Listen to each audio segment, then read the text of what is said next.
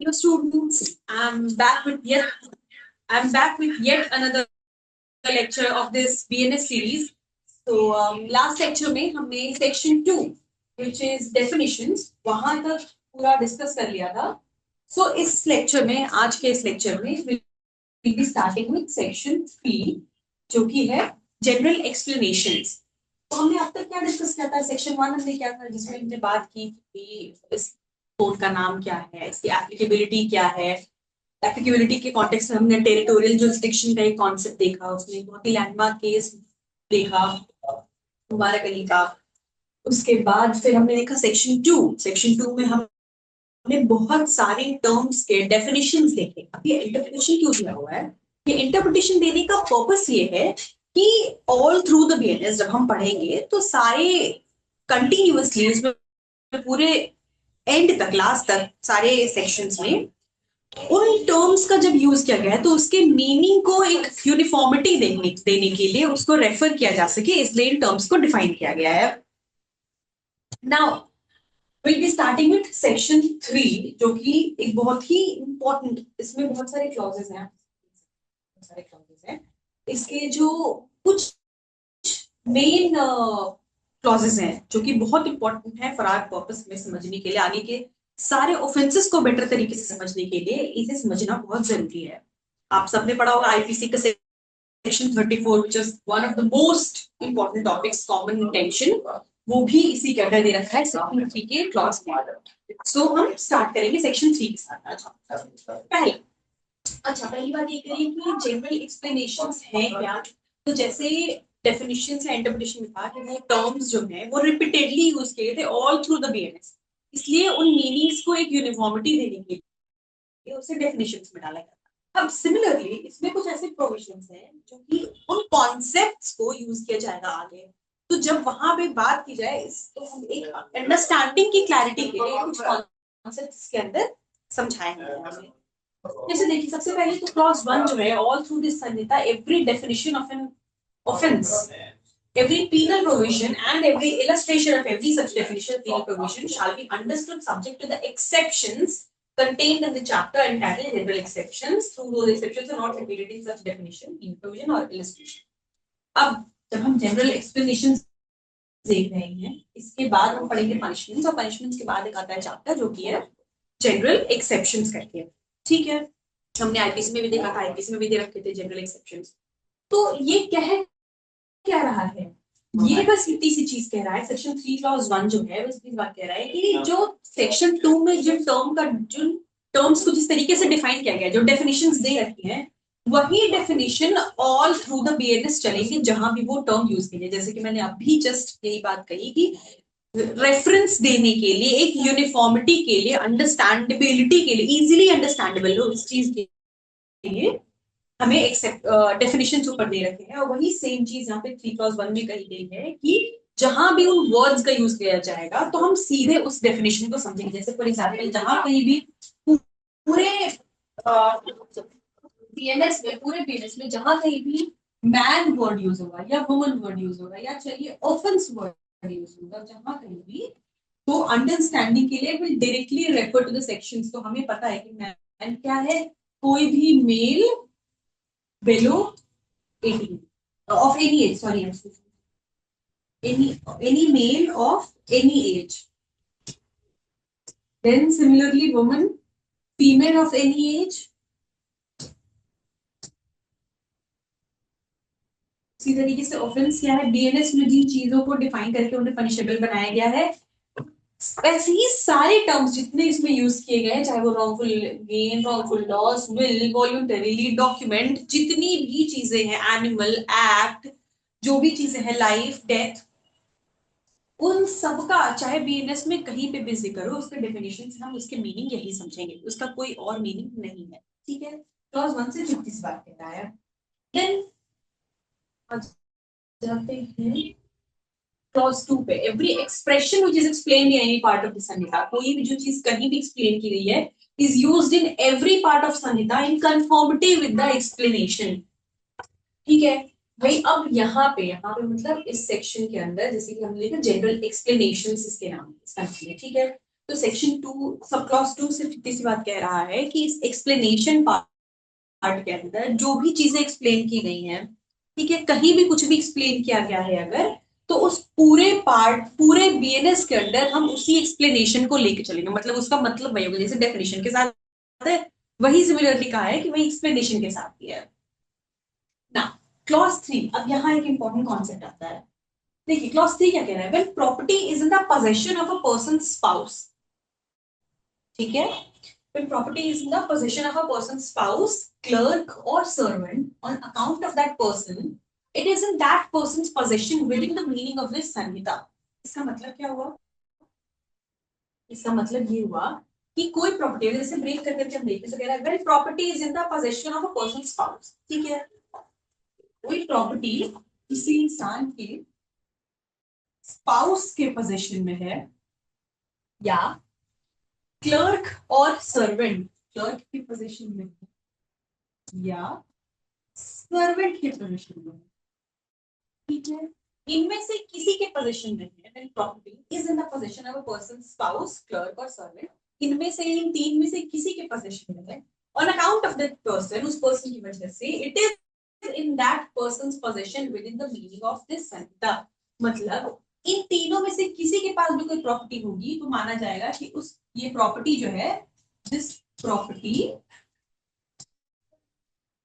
Belongs to that person, ठीक है, मतलब ये मान लीजिए ए इज अ पर्सन, ठीक है, अब अगर इसकी कोई प्रॉपर्टी जो है वो टेम्पररी इसकी, क्या मान लीजिए इसका कोई घर है, उसकी केयर, इसका जो सर्वेंट है वो देख रेख करता है, उसकी केयर टेकर है, ठीक है, इसका घर है, तो ये सेक्शन में इतनी सी बात कह रहा है कि फॉर अंडरस्टैंडिंग इसके पास अगर सर्वेंट के पास एक या कोई घर है कोई प्रॉपर्टी है, तो ये समझेंगे कि प्रॉपर्टी एक ही है, मतलब स्पाउस के पास, क्लर्क के पास या सर्वेंट के पास कोई प्रॉपर्टी अगर जिसकी भी है, तो ये समझा जाएगा कि ये उस पर्सन की ही प्रॉपर्टी है। इस कॉन्सेप्ट को कहते हैं कंस्ट्रक्टिव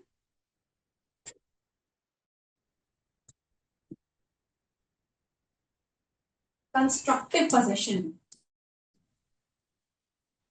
ठीक है। अब ये कंस्ट्रक्टिव वर्ड क्या है, कंस्ट्रक्टिव का सिंपली ये मतलब है कि जो रियल नहीं है वो कंस्ट्रक्टिव, मतलब जो रियल नहीं है वो कंस्ट्रक्टिव, मतलब रियल मतलब ये कि मान लीजिए ये पेन है, ये अगर मेरे पास है तो ये पेन मेरी है, ये मेरे पास है, तो मेरे पास ये रियल में पोजीशन है, मतलब मेरे पास ये है, ठीक है, रियल में।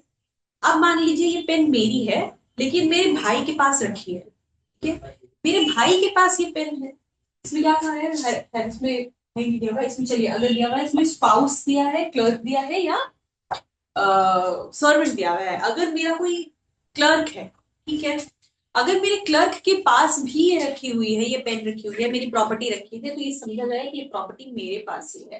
तो कंस्ट्रक्टिव पोजीशन की बात यहाँ पे करता है, मतलब एक्चुअली मेरे पास नहीं है, वो मेरे क्लर्क के पास रखी है, लेकिन वो माना जाएगा डीम्ड टू बी, यहाँ पे टर्म यूज होता है, सबने सुना होगा deemed, deemed to be, deemed का मतलब माना जाएगा, डीम्ड क्या माना जाएगा, कंस्ट्रक्टिवली अपोजिशन मेरे पास है, यानी कि सच में नहीं है, रियल में नहीं है, लेकिन मेरे पास है क्योंकि वो मेरी है और मेरे ही स्पाउस या मेरे सर्वेंट या मेरे क्लर्क के पोजीशन में है, तो वो मेरी है, बस इसके बाद क्या है, ठीक है।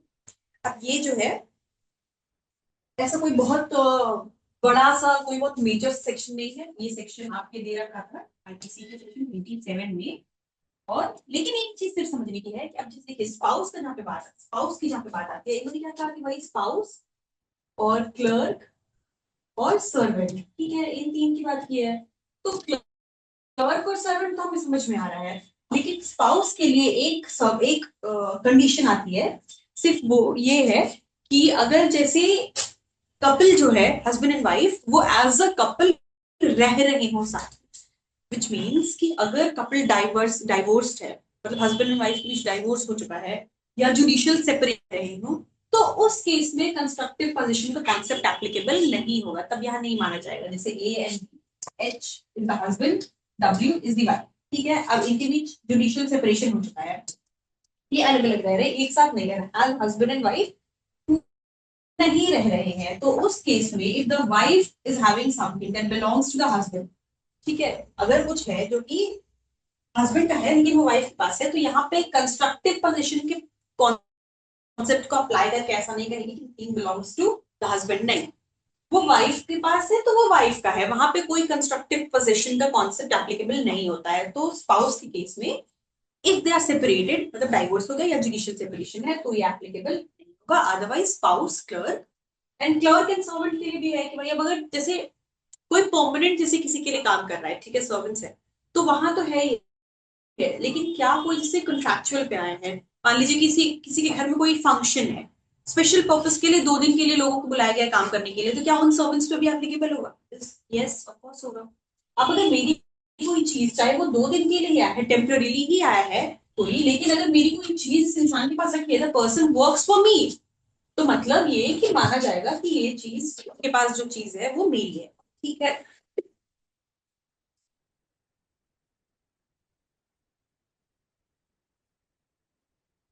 Excuse me.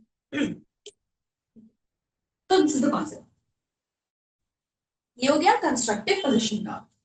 Now comes in every part of the Sanhitas clause 4, except where a contrary intention appears from the context, words which refer to acts done also extend also to illegal omission।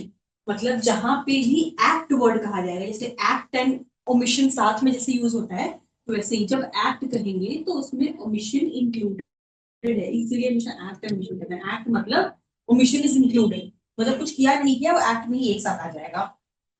Now comes the most important topic जो कि हम अभी तक पढ़ते थे, section 34 of IPC में, you all must have understood by now, this is the concept of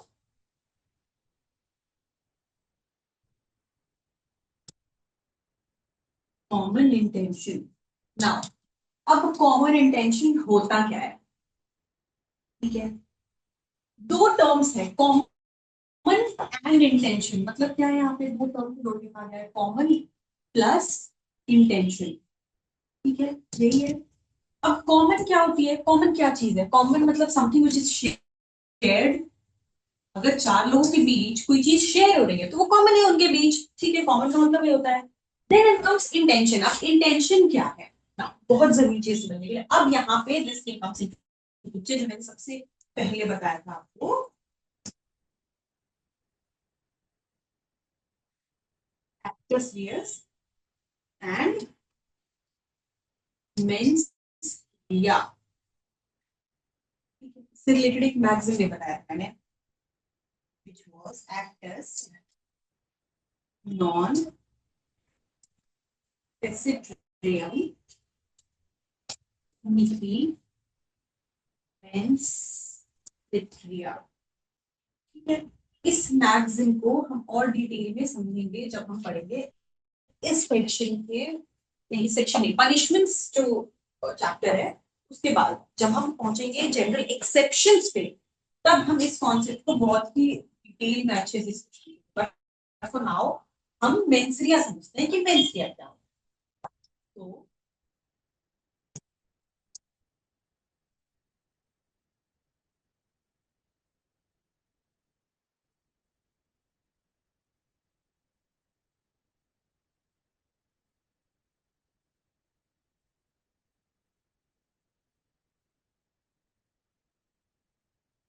ठीक है, अब आ जाता है पहले इंटेंशन समझने पे।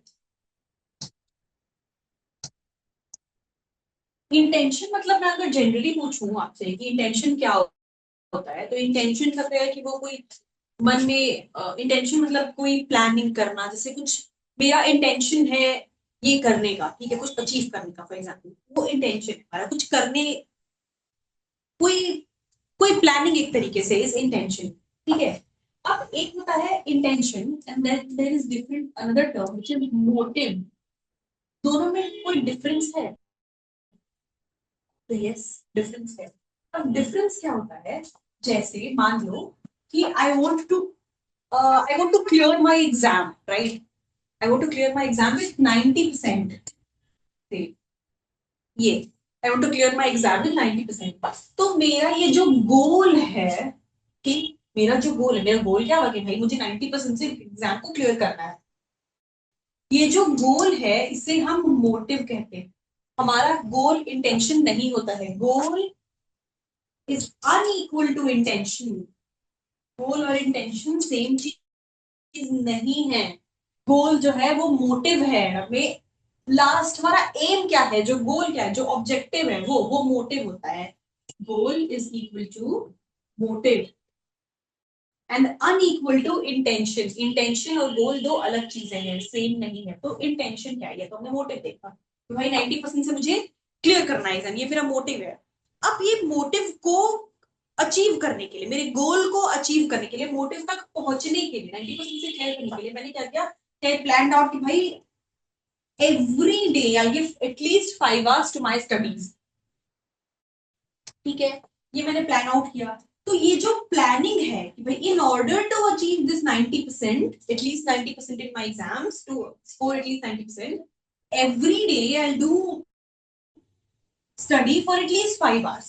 ये मैंने प्लान किया। तो ये जो प्लानिंग है, दिस इज इंटेंशन। ठीक है, तो दो अलग चीजें हैं, नेवर एवर गेट कंफ्यूज। जैसे अगर ये तो मैंने बहुत लेमन से एग्जांपल दिया, अगर हम एक मर्डर की बात करें, ठीक है, मान लीजिए कि ए किल्ड बी, ए ने बी का मर्डर कर दिया। कैसे किया, वो क्या फिलहाल छोड़ देता है। तो भाई क्या मर्डर कर देना, ये क्या है, इसका मोटिव है, इंटेंशन है, क्या है, मोटिव है, इंटेंशन है। दिस इज द क्या, इंटेंशन या motive, this is the motive. Intention नहीं है। इंटेंशन क्या है, क्योंकि उसको मार देना ये तो मेरा मोटिव हो रहा है, लास्ट में उसको मार देना है। मेरी उससे जेलिसी थी, मुझे बहुत गुस्सा आया उस पर, मुझे रिवेंज चाहिए था, इसलिए I decided to kill this person. ठीक है, तो ये तो मोटिव हुआ। अब मर्डर कैसे करना है, उसके लिए भाई उस घर पे जाके ए शॉट बी, ये हो गया इंटेंशन। उसने पहले प्लान किया, intention is planning. Plan, plan किया कि भाई मोटिव अचीव करने के लिए, मतलब अपने गोल तक पहुंचने के लिए, मतलब बी को मारने के लिए ए ने प्लान किया कि वो उसे उस घर जाके उसको गन से शॉट कर देगा। This is what, this is planning. तो there are two terms, never ever get confused.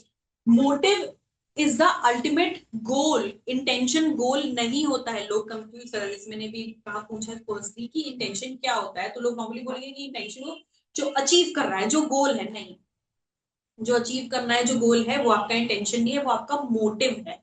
उसे कैसे अचीव करना है वो आपका इंटेंशन है। Intention basically means plan, it refers to plan, कैसे किया जाएगा वो। मोटिव जो अल्टीमेट गोल है वो तो मोटिव हो गया। ठीक है, ओके। सो अब जब हमें ये समझ में आ गया, तो intention,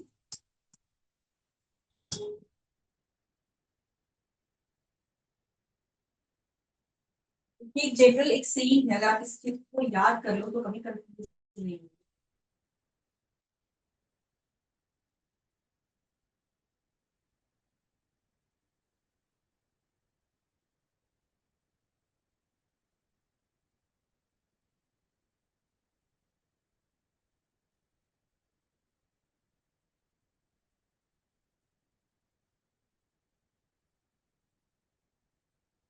intention is the means, motive is the end. Means मतलब कैसे किया जाएगा, वो तरीका। एंड एंड मतलब लास्ट में क्या एम है, क्या गोल है वो। Intention is the means, motive is the end. ये होता है दोनों के बीच का डिफरेंस। कमिंग बैक टू की इंटेंशन। अब हमने इंटेंशन को कहा मेंस रिया। ठीक है, लिटरली मेंस रिया मतलब इंटेंशन, अंडरस्टैंडिंग के लिए ठीक है। पर मेंस रिया का एक्चुअल मतलब हुआ गिल्टी माइंड। ठीक है, गिल्टी एक्चुअली मतलब ये हुआ। अब हम इंटेंशन और गिल्टी माइंड ये सब एक साथ क्यों कह रहे हैं, मेंस लिया, इंटेंशन, गिल्टी माइंड। अब जैसे मैंने एग्जांपल दिया आपको कि ए डिसाइडेड टू शॉट बी। ठीक है, ए किल बी, ये हो गया। अब भाई इसमें क्या है कि इंटेंशन क्या था, इंटेंशन मार देना इंटेंशन नहीं। ए ने, ए डिसाइडेड टू, ए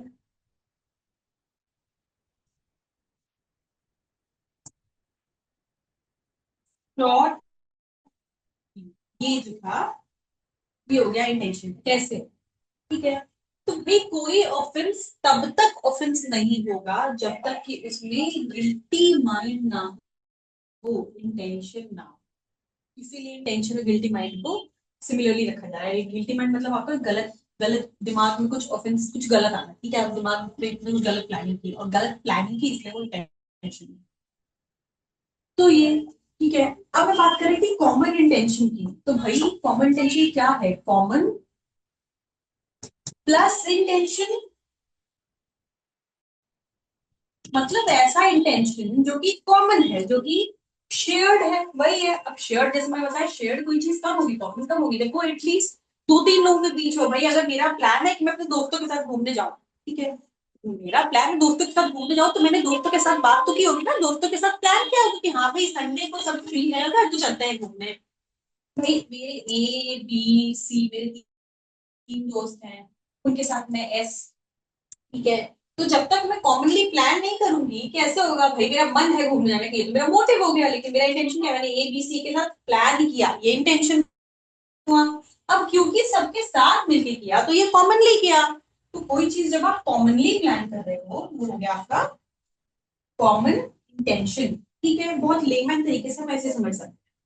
अब अगर हम सेक्शन की बात करते हैं, ये तो एक कॉमन एक बेसिक अंडरस्टैंडिंग हो गई कि कोई एक ऐसी प्लानिंग जो कि कुछ लोगों के बीच शेयर्ड है, ठीक है।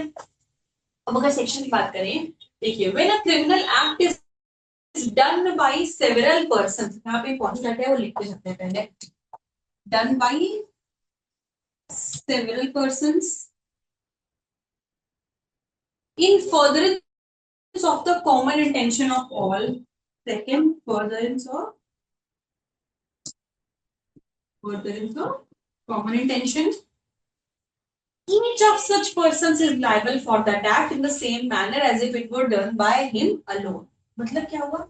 ब्रेक करके सुनेंगे। If a criminal act is done, कोई क्रिमिनल एक्ट किया जाता है, ठीक है, बाय सेवरल पर्सन, बहुत लोगों ने मिलकर कोई क्रिमिनल एक्ट किया, अगर बहुत लोग मिलकर उससे कोई क्रिमिनल एक्ट करते हैं, इन furtherance of the common intention of all, किसी कॉमन इंटेंशन के फर्दरेंस में, फर्दरेंस मतलब उसको प्लान करने के बाद उसके तहत, ठीक है, कॉमन इंटेंशन में प्लान करने के बाद, कॉमनली शेयर्ड प्लान के तहत प्लान करने के बाद अगर कोई क्रिमिनल एक्ट करते हैं, ईच ऑफ सच पर्सन, कौन से पर्सन? ये सारे लोग जो ए बी सी जो तीनों ने प्लान किया था, वो सब ईच ऑफ सच पर्सन, वो सारे लोग जो कॉमन इंटेंशन में शामिल थे, is liable for that act, उस एक्ट के लिए, कोई भी एक्ट हो सकता है, थेफ्ट हो सकता है, मर्डर हो सकता है, रॉबरी हो सकती है, कुछ भी, उस एक्ट के लिए, कौन सा? वो क्रिमिनल एक्ट के लिए लाइबल होंगे in the same manner as if it were done by him alone, तरीके से ऐसे लाइबल होंगे जैसे उन्होंने अकेले किया हो उस ऑफेंस को। जैसे अब अगर मान लीजिए कि ए है, बी है, सी है, तीन लोग हैं, ठीक है, इन्होंने प्लान किया, कॉमनली प्लान किया, मतलब कॉमन इंटेंशन है, प्लान किया टू किल एक्स। इनके पास कोई रीजन रहा होगा, इनकी कोई कॉमन दुश्मनी है, for whatever reason they decided to kill X, ठीक है। तो यहाँ कॉमन इंटेंशन से किल किया गया है। अब भाई जब कॉमन इंटेंशन से किसी को किल किया है तो सेक्शन क्या कह रहा है कि ये सारे जो है एक ही तरीके से लायबल होंगे, उस तरीके से जैसे इन्होंने अकेले किया हो। मतलब अगर ए ने एक्स को मारा होता तो उसे पनिशमेंट के लिए मर्डर के लिए पनिशमेंट मिलती, बी ने अकेले मारा होता सिमिलरली उसे भी मर्डर के लिए पनिशमेंट मिलती, और सी ने अकेले मारा होता तो उसे भी मर्डर के लिए पनिशमेंट मिलती। तो मतलब तीनों ने अकेले किया होता तो उनको पनिशमेंट मिलती मर्डर के लिए। सिमिलरली क्योंकि इन्होंने कॉमन इंटेंशन के साथ किया है, मतलब प्लानिंग जो थी वो शेयर्ड थी, एक साथ प्लान करके किया है, इसलिए ए बी और सी, तो जैसा कि हम लोग डिस्कस कर रहे थे, common intention is equal to common plus intention, यानी कि शेयर्ड प्लानिंग कुछ करने के लिए, एक शेयर्ड प्लानिंग। अब देखिए डेफिनेशन में वही कह रहा है, when a criminal act is done by several persons, जब बहुत सारे लोग मिलके एक क्रिमिनल एक्ट के लिए करते हैं, वैसे furtherance of the common intention of all, common intention के साथ, कॉमन इंटेंशन के तहत, उसकी प्लानिंग के तहत अगर बहुत सारे लोग मिलके कोई क्रिमिनल एक्ट करते हैं, each of such person is liable for that act, तो सारे लोग, वो सेवरल पर्सन्स में जितने लोग भी इंक्लूड हुए, वो सारे लोग ऐसे लायबल होंगे as if it were done by him alone, जैसे कि वो एक्ट उनसे अकेले का किया गया हो, जैसे ए बी एंड सी। इन्हें एग्जांपल जैसे दिया कि मान लीजिए एक्स से किसी तरीके की दुश्मनी हुई, now they wanted to take revenge. So अपना रिवेंज निकालने के लिए व्हाट दे डिड, इन्होंने प्लान किया कि भाई ठीक है हम ऐसा करेंगे, विल किल एक्स। ठीक है, और हम ऐसा दिखाएंगे जैसे चोरी हुई है, घर पे जाएंगे सामान से उठाएंगे और एक्स को मार देंगे, ये इनकी प्लानिंग हुई। ठीक है, plan was to kill, decision मतलब जो मोटिव था that was to kill X, and planning ये हुई। इसके बाद कॉमन इंटेंशन से प्लान इन्होंने ये किया कि ठीक है हम जाएंगे एंड गिफ्ट के तौर पे दिखाएंगे, तो हम सामान ऐसे से बिल्कुल गिरा देंगे इधर उधर, मीनवाइल विल किल एक्स। ठीक है, अब ये प्लान किया, ये लोग गए एग्जैक्टली उसी प्लान के हिसाब से, दे किल एक्स और वापस। नाउ दो तीन चीज हो सकती है, अलग अलग केस हो सकते हैं, ए बी सी के अलग अलग रोल्स हो सकते हैं इसमें। ठीक है, अब मान लीजिए ये डिफाइंड नहीं है, डिसाइडेड नहीं है कि किसका क्या रोल है। इन्होंने प्लान तो कर दिया कि ठीक है एक सी मिलके जाएंगे एक्स को क्लेम करेंगे, पर इनके रोल्स अगर डिफाइंड नहीं है कि कौन क्या करेगा, तो लाइबिलिटी किस पे कितनी आएगी। ठीक है, अगर रोल्स डिफाइंड हैं कि भाई ए का ये रोल है, बी का ये काम करेगा, सी ये करेगा, तब लाइबिलिटी किसकी आएगी, लायबिलिटी तब किसकी कितनी लायबिलिटी होगी। दो केस हो सकते हैं भाई, पहले ये हो सकता है ना कोर्ट ये देख सकता है यहाँ तो पता ही नहीं चल रहा है कि ए ने क्या किया, आखिर एक्स को तीनों गए तो थे पर मारा किसने, ए ने मारा, बी ने मारा या सी ने मारा, ये पता ही नहीं चल रहा है, उनके रोल्स नहीं डिफाइन तब। या ये हो सकता है कि पता था कि ए जो है वो जाके चीजें बिखराएगा, कुछ कुछ चीजें वहां से वैल्यूएबल्स कलेक्ट करेगा, मीनवाइल सी जो है वो गेट पे खड़ा होकर देखेगा कि कोई आ तो नहीं रहा है, और उतनी देर में बी जो है वो पिलो से प्रेस करके या गले को दबा के एक्स का मर्डर कर देगा। ठीक है, या दो कंडीशन सकते हैं। तो अब क्या है, कंडीशन कोई भी हो, आगे हम इन चीज को पढ़ेंगे कैसे क्या ये डिसाइड होता है, पर कंडीशन कुछ भी हो, लाइबिलिटी इन तीनों की ऐसी बनेगी कि तीनों ने, अगर तीनों ने अकेले मर्डर किया, जैसे अगर सी ने मर्डर किया होता अकेले एक्स का, तो फिर क्या होता, ए को पनिशमेंट मिलता मर्डर के लिए, बी ने किया होता सिमिलरली उसे मिलता, सी ने किया होता सिमिलरली उसे भी मर्डर के लिए पनिशमेंट दी जाती। तो क्योंकि इन्होंने कॉमन इंटेंशन से किया है, मतलब शेयर्ड प्लानिंग, बात तीनों को पता थी कि हम यहाँ जा क्यों रहे हैं एक्स के घर पे, एक्स को मारने जा रहे हैं because they wanted to take revenge. तो उन्हें पता था, इसलिए क्योंकि एक कॉमन इंटेंशन के साथ हुआ था, तो तीनों की लाइबिलिटी इक्वली बनेगी, तीनों को पनिशमेंट मिलेगा। हो सकता है कि इसमें से सी सिर्फ गेट पे खड़ा था, कुछ नहीं था, उसने ना एक सामान उठाया ना हिट किया, कुछ भी नहीं, but then to because the plan was shared among all three, तीनों ने मिलकर किया था, इसलिए लाइबिलिटी तीनों की बराबर बनेगी, तीनों को पनिशमेंट मिलेगा मर्डर के लिए। ठीक है, अब इसमें बहुत सारे केसेस होती है, तो बेसिक हो गए, बहुत सारे सिनेरियोज होते हैं, बहुत सारे केसेस से हमें बहुत सारी चीजें इसकी समझ में आती हैं। ठीक है, सबसे पहले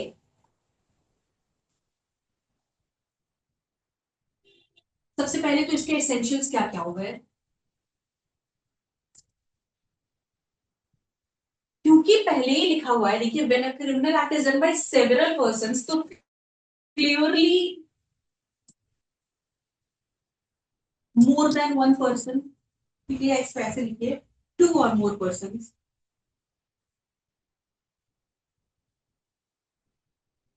शेयर तभी तो होगा, एटलीस्ट टू तो चाहिए।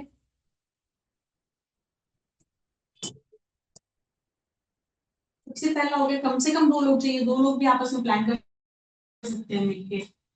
दूसरा कॉमन इंटेंशन, कॉमन इंटेंशन की प्रेजेंस होनी चाहिए। ठीक है, ये कॉमन इंटेंशन से किया गया हो तभी होगा वो, तो क्या हो जाएगा भाई, इन सबकी लाइबिलिटी इक्वली होगी, तो क्या होगा इस केस में, equally liable, all of them, each of them equally liable as if it was done by them alone. ठीक है, इसे क्या कहते हैं, इसे कहते हैं doctrine of joint liability, doctrine of joint liability, क्योंकि इनको जॉइंटली लाइबल किया जाता है, एक जितनी पनिशमेंट सबकी होती है एक जितनी लाइबिलिटी होती है, इसलिए जॉइंट लाइबिलिटी कहते हैं इसे, ठीक है। अब क्या है कि देखिए यहाँ पे सिर्फ कॉमन इंटेंशन को डिफाइन किया, बताया कि कॉमन इंटेंशन होता क्या है, वेरियस सिनेरियोज जो है वो तो हम केसेस से देखेंगे, लेकिन क्या ये पनिशेबल है, ऐसा कोई अलग से चीज लिखी हुई है कि कॉमन इंटेंशन होने के लिए पनिशमेंट है, लिखा क्या है, कॉमन इंटेंशन के फर्दर में कोई एक्ट करने के लिए पनिशमेंट है, ठीक है। दो अलग चीजें हैं कि भाई आपने कॉमन इंटेंशन को पनिशेबल बनाया, दूसरा कॉमन इंटेंशन से हुए एक्ट की वजह से सबको पनिशबल किया, दो चीजें हैं। तो हमारा सेक्शन क्या बता रहा है, हमें सेक्शन जो है वो कॉमन इंटेंशन को पनिशबल नहीं बता रहा है, कॉमन इंटेंशन से किए गए हुए एक्ट की वजह से सबको पनिशमेंट मिलेगी। तो कॉमन इंटेंशन लिखा भी है, देखिए, इन furtherance of the common intention of all, common intention की वजह से हुए क्रिमिनल एक्ट के लिए, ठीक है। तो ये जो है, ये सेक्शन जो है, common intention is not a, ये याद रखने वाली बात है, ये एक्चुअली जुडिशरी में पूछते हैं, एमसीक्यू में आता है, is not a substantive offence. Substantive offence का मतलब ये अपना अलग से सिर्फ कॉमन इंटेंशन पनिशेबल नहीं है, सेक्शन में कहीं नहीं लिखा, देखिए क्लियरली बहुत इजी, देखिए criminal act is done by several persons in furtherance of common intention of all, common intention के बाद कोई ऑफेंस किया गया है उसके फर्दरेंस में, तब जाके वो लायबल होंगे, ठीक है, for that act, for that act, ठीक है, क्लियरली लिखा है कि कोई एक्ट किया गया तो उस एक्ट के लिए लायबल होंगे। तो common intention is not a substantive offence but a rule of evidence, लेकिन एविडेंस के तौर पे लायबिलिटी डिसाइड करने के लिए बहुत इंपॉर्टेंट एक प्रिंसिपल हो जाता है, ठीक है। ये अलग से अपना ऑफेंस नहीं है। अब आप सबने इस आईपीसी में कॉन्सेप्ट पढ़ा होगा, एक तो ये कॉमन इंटेंशन, दूसरा अनलॉफुल असेंबली, सबने पढ़ा होगा, ये सेक्शन 141 में दिया हुआ था, जिसकी पनिशमेंट 149 में दे रखी थी, अनलॉफुल असेंबली, ठीक है। तो ये भाई common intention versus unlawful assembly जो है, ये हम आगे आराम से पढ़ेंगे कि ये क्या होता है, कि दोनों में डिफरेंस है। अभी इसके लिए जरूरी क्या है, हमने दो चीजें देखी कि भाई बहुत सारे लोग हो और कॉमन इंटेंशन के फर्दरेंस में क्या गया, लेकिन एक और बहुत जरूरी इंपॉर्टेंट प्रिंसिपल है, वो है active participation. And what do I mean by active participation, हम कह रहे हैं यहाँ पे कि कॉमन इंटेंशन के फर्दरेंस में किया गया हो, तो जैसे मैंने कहा कि भाई दो सिनेरियोज हो सकते हैं, पहला ए बी सी ने मारा एक्स को, इसमें ऑलरेडी डिसाइडेड था कि जो है ये जाके थेफ्ट करेगा, बी जो है वो जाके एक्स को किल करेगा,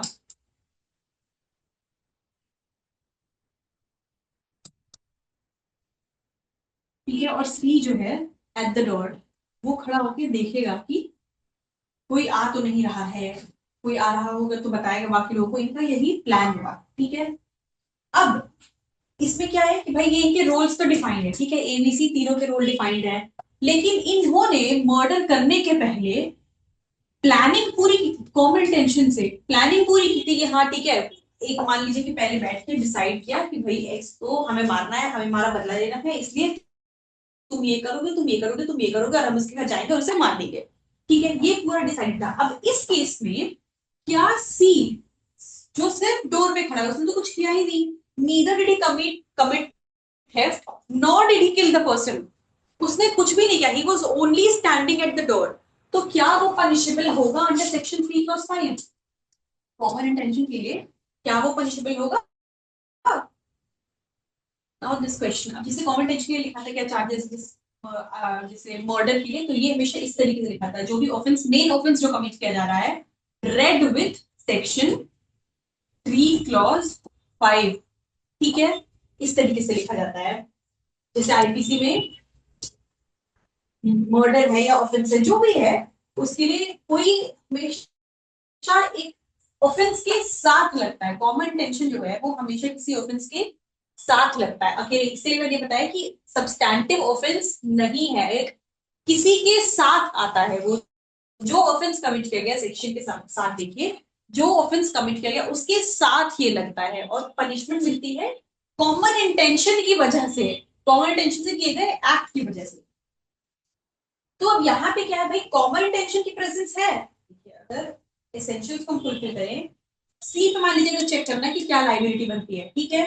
3+5 के अंदर कॉमन इंटेंशन के लिए तो भाई पहला तो ये है कि क्या कॉमन इंटेंशन के लाइबिल होगा, तो हाँ ठीक है। मिल के प्लानिंग की थी, कॉमन इंटेंशन चेक, ठीक है। प्लानिंग में तो शामिल था कंप्लीटली। दूसरा ऑफेंस कमिट हुआ, एक्स किल, जो डिसाइड किया था, प्लान किया था कि एक्स को मारना है, कमिट हो गया, ठीक है, वो भी डन। कॉमन इंटेंशन था, कॉमन इंटेंशन की वजह से एक्ट कर दिया, ठीक है। अब क्वेश्चन आता है कि भाई सी तो वहां पे था ही नहीं, उसने मतलब कुछ किया नहीं, वहां पे सिर्फ खड़े होके देखा, तो क्या इसका रोल बनेगा? तो the answer is yes. Wow, now why, here comes the term active participation. Active participation कैसा? भाई ये तो कह सकते हैं ना कि एक्टिव पार्टिसिपेशन कैसे हुआ, उसने तो ना थेफ्ट किया ना मर्डर किया कुछ भी, तो फिर एक्टिव पार्टिसिपेशन आखिर हुआ कैसे? एक्टिव पार्टिसिपेशन ऐसे कि आपने प्लानिंग में थे पहली चीज, ठीक है, उस प्लानिंग के तहत ही जो डिसाइड हुआ था, आप अल्टीमेटली अपने गोल को अचीव करने के लिए ही काम कर रहे थे। तो अपने गोल को अचीव करने के लिए ही किसी भी तरीके का आप अगर रोल निभा रहे थे, वो एक्टिव पार्टिसिपेशन में आएगा। अगर आप एक्टिवली उसके पार्ट थे तो आप hence 3 will also be liable under section 3 clause 5 for common intention, और उसके साथ मर्डर, मतलब मर्डर के साथ कॉमन इंटेंशन, ठीक है। अब जैसे बी के लिए क्या है, इसने तो मार ही दिया तो इस पे लाइबिलिटी बनेगी ही, लेकिन बाकियों पे भी बनेगी। इसका मतलब ये कि चाहे आपने ऑफेंस किया या नहीं किया, लेकिन आप कॉमन इंटेंशन में इन्वॉल्व थे, और उस कॉमन इंटेंशन के फर्दरेंस में, फर्दरेंस मतलब वही उसके अकॉर्डेंस में, उसके तहत, ठीक है, उसके फर्दरेंस में उस ऑफेंस के कमीशन के लिए एक्टिवली पार्ट लिया आपने, उसमें रोल निभाया। उसमें सी का रोल था, वो डोर पे खड़े होकर वही था कि ठीक है तुम लोग करो, जब तक कोई आएगा मैं तुम्हें बताऊंगा। तो ये जो रोल निभाया, इसलिए सी विल ऑल्सो बी पनिशेबल, ठीक है। अब ये तो एक चीज हो गई। दूसरा सिनेरियो ऐसा हो सकता है, यहाँ तो सबको ऑलरेडी प्लान था, अब मान लीजिए इसी केस में ए बी सी तीनों ने प्लान किया कि भाई एक्स के घर चोरी करनी है, मर्डर कोई प्लान नहीं है, ठीक है। ए बी सी ने प्लान किया कि एक्स के घर चोरी करनी है, एंड प्लानिंग के तहत एक्स के घर चोरी करने गए। अब वहां पे चोरी करते वक्त जब ये लोग चोरी कर रहे थे, एक सोया हुआ था उस वक्त, उसके बाद फिर वो देखते, अचानक से कुछ देर बाद एक उन्होंने कुछ 15-20 मिनट बाद किसी के आने की आवाज सुनी, and they saw that x की वाइफ की, एक्स की वाइफ की जो है वो उठ के आई है, और वो देख रही है होते हुए, वो उठ के आ गई, ठीक है। Now what they saw is की ए बी सी ने देखा कि के the wife of X is standing there, और उसने चोरी होते हुए इन तीनों को चोरी करते हुए देख लिया है, ठीक है। इन्होंने देख लिया। नाउ सी व्हाट हैपेंस, चोरी ऑलरेडी ये लोग कर रहे थे, इन्होंने देखा कि के ने देख लिया है इन्हें। अब इंस्टेंटली यहाँ पे इनका के को मारने का कोई इरादा नहीं था, किसी प्लानिंग से, मर्डर के प्लानिंग से नहीं गए थे, किसी को नहीं मारा, ना के हो ना कोई भी हो, कोई प्लानिंग मर्डर की नहीं थी। बट उस मोमेंट व्हाट हैपेंड इज कि यहाँ पे इन्होंने देखा कि के जो है, इन्होंने देख लिया है इनको चोरी करते हुए, और के जो है इनके लिए खतरा हो सकती है। के ने मान लीजिए बोलना शुरू किया, अगर पैनिक में आ कि ठीक है मैं लोगों को बुला दूंगी, मैं हल्ला कर दूंगी, ऐसा। तो अगर इन्होंने देखा कि के उनके लिए खतरा बन रही है, उन्होंने इंस्टेंटली वहां पे खड़े हैं, तीन खड़े हैं, ये ए बी सी यहाँ खड़े हैं, and they instantly on the spot decided, on the spot plan किया कि हमारे हमारे जो हमारा मोटिव था, मोटिव क्या था, चोरी करना, थेफ्ट, इसको पूरा करने के लिए जरूरी है कि के को मारा जाए, वरना हम कंप्लीट नहीं कर पाएंगे, ठीक है। उस ऑन द स्पॉट वही प्लान किया, तो ऑन द स्पॉट प्लान करके दे किल्ड एक्स, तो दे किल्ड के को मार दिया। यहाँ पे क्या था कि भाई प्लानिंग नहीं थी, ऑलरेडी प्लान तो नहीं था इनका कि भाई जाके के को मारना है, प्लानिंग तो सिर्फ की थी। लेकिन यहाँ पे क्या हुआ, समय सर्कमस्टेंस को देखते हुए ए बी और सी ने तुरंत वहीं पे मिल के प्लान कर लिया, तुरंत मिल के प्लान किया। तो यहाँ पे क्या बोलते हैं इसको, instant common intention have been formed, वहीं के वहीं ऑन द स्पॉट इनका कॉमन इंटेंशन बना, किस चीज के लिए, के को मारने के लिए और मारने। तो इसलिए ए बी और सी थेफ्ट के लिए तो लायबल होंगे, साथ साथ मर्डर के लिए भी लायबल होंगे कॉमन इंटेंशन होने की वजह से। ठीक है, अगेन अब इस सिनेरियो में थोड़ा सा चेंज करते हैं कि ए बी और सी जो है वो गए थे चोरी करने। ठीक है, एट एक्स हाउस, एक्स घर चोरी करने के लिए इनका कॉमन इंटेंशन था। ठीक है, वहां गए कॉमन इंटेंशन के तहत। वहां पे क्या हुआ, जैसा उन्होंने देखा कि भाई के है वो आके खड़ी हो गई है। अब मान लीजिए इसमें से बी जो है ये किसी और रूम में था। ठीक है, ये वहां पे नहीं, ये किसी और रूम में था। बी बी ने नहीं देखा कि के वहां पे खड़ी है, पर ए और सी ने देखा कि के इज स्टैंडिंग देयर। उन्होंने देखा, बी को इस बारे में कोई पता नहीं क्योंकि से वो किसी और फ्लोर पे है। ठीक है, ये ग्राउंड फ्लोर पे सब कुछ हो रहा है और बी जो है वो सेकंड फ्लोर पे है घर के। ठीक है, उसे नहीं पता है। तो अब इन्होंने मौके को देखते हुए ए और सी ने के को यहाँ पे मार दिया। इन्हें लगा खतरा, ए और सी को मार दिया। ठीक है, इस केस में बी को तो भाई पता भी नहीं है, बी को तो कोई आइडिया ही नहीं है कि ऐसा कुछ होने वाला था, ऐसा क्योंकि कोई प्लानिंग नहीं थी कि ऐसा कुछ हुआ है। वो जब नीचे आता है 5 मिनट बाद, जब उसने थोड़ी आवाज सुनी, when he came to the ground floor he saw that they have already killed K. उन्होंने देखा, तो इस केस में भाई चलिए ए और सी का तो हमें समझ में आ रहा है कि थेफ्ट के साथ साथ इन पे मर्डर के भी चार्जेस लग जाएंगे, कॉमन इंटेंशन होने की वजह से ए और सी दोनों पे इक्वल चार्जेस। ठीक है, पर क्या बी में भी लगेगा? यहाँ तो ये कह सकते हैं ना कि भाई कॉमन इंटेंशन तो थेफ्ट का था और उस प्लान को अचीव करने के लिए ही और ए और सी ने किया, तो क्या बी पे भी लाइबिलिटी आएगी? The answer is no. B पे कोई लाइबिलिटी नहीं आएगी। बी पे लाइबिलिटी इसलिए क्योंकि हाँ, बी पे लाइबिलिटी सिर्फ थेफ्ट की लगेगी, क्योंकि कॉमन इंटेंशन सिर्फ थेफ्ट का यहाँ पे फॉर्म हुआ था, चोरी करेंगे जाके। उस वक्त जब इन्होंने ए और सी ने मर्डर किया के का, तो फिर बी को पता भी नहीं था उसके बारे में, क्योंकि ऐसे कोई बात ही नहीं हुई थी ना, उन्होंने ए और सी ने बी को इन्वॉल्व किया इसमें। तो बी पे सिर्फ थेफ्ट के चार्जेस लगेंगे और ए और सी पे कॉमनली थेफ्ट और मर्डर के दोनों के चार्जेस लगेंगे। ठीक है, मतलब ये कि 2-3 चीजें बहुत जरूरी याद रखने के लिए कि पहला, एक्टिव पार्टिसिपेशन बहुत जरूरी है होने के लिए कॉमन इंटेंशन के अंडर लायबल होने के लिए किसी ऑफेंस के लिए। अब एक्टिव पार्टिसिपेशन का क्या मतलब है? मतलब ये कि जो प्लान किया उस प्लान के कमीशन में आप कोई एक्टिव रोल निभा रहे हो। ठीक है, साथ ही साथ देखिए, ये तो कॉमन इंटेंशन से प्लान किया था जैसे थेफ्ट का। अब मैंने यहाँ पे एग्जांपल आपको क्या दिया कि भाई यहाँ पे थेफ्ट को करने के लिए इनका मर्डर करना जरूरी था के को, वरना कंप्लीट नहीं कर पाते। Here comes the term furtherance of section, furtherance of common intention of all. Common intention के फर्दरेंस में, मतलब ठीक है, फर्दरेंस तो थेफ्ट की थी, कॉमन इंटेंशन तो थेफ्ट का था, लेकिन थेफ्ट को कमिट करने के लिए इन्हें लगा यहाँ कि एक्स का मर्डर करना जरूरी है। इस कॉमन इंटेंशन से connected, furtherance of common intention मतलब उसके इंसिडेंटल, उससे कनेक्टेड कोई उस चीज को अचीव करने के लिए, कॉमन इंटेंशन जिस चीज का फ्रेम हुआ था उसको अचीव करने के लिए कोई और एक्ट जो कि उससे इंसिडेंटल है वो भी करना जरूरी है। ठीक है, ऐसा कुछ है तो भी अगर उसमें एक्टिवली सबका रोल है तो सबका पार्टिसिपेशन होगा। Next, common intention on the spot भी फ्रेम हो सकता है, जरूरी नहीं हो कि ऑलरेडी प्लान हो, वो ऑन द स्पॉट भी फ्रेम किया जा सकता है। लेकिन अगर कॉमन इंटेंशन किसी और चीज का था और जितने लोग थे, से 3 लोग थे 4 लोग थे, उसमें से किसी और ने कुछ और ऑफेंस कर दिया, बाकी लोगों को कोई आइडिया भी नहीं था उसकी, तो उनकी लाइबिलिटी उस पर नहीं आएगी।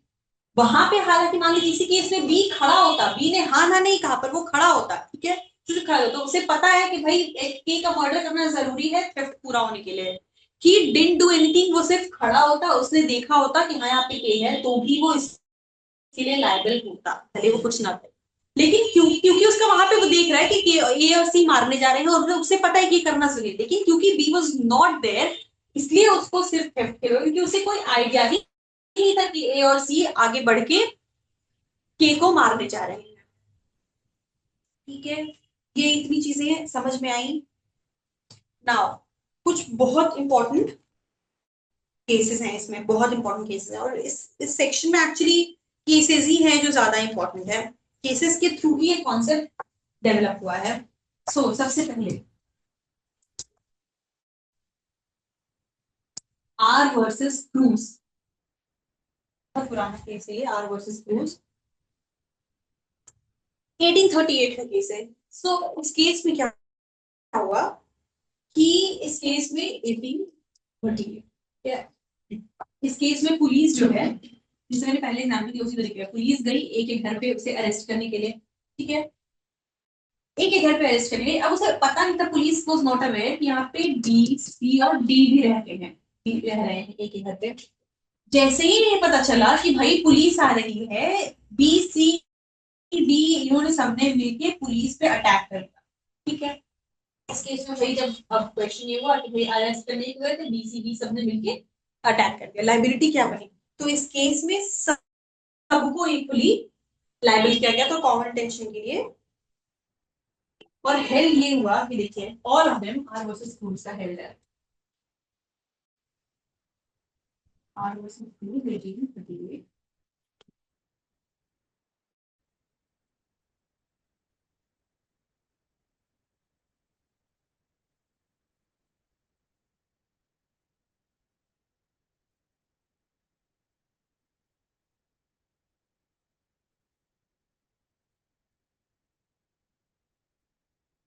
हेल्ड ये हुआ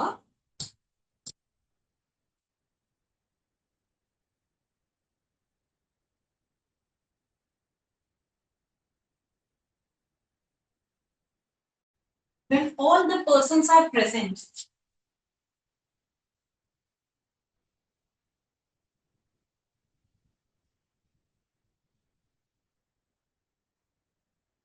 even if one of them gives a blow,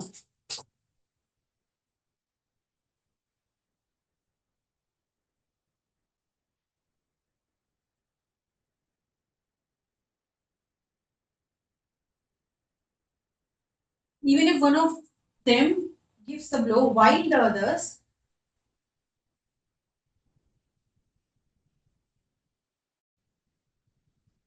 while the others didn't directly participate,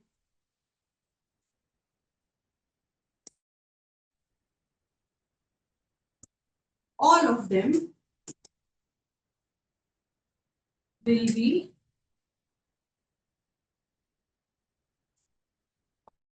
all of them will be held liable equally for sharing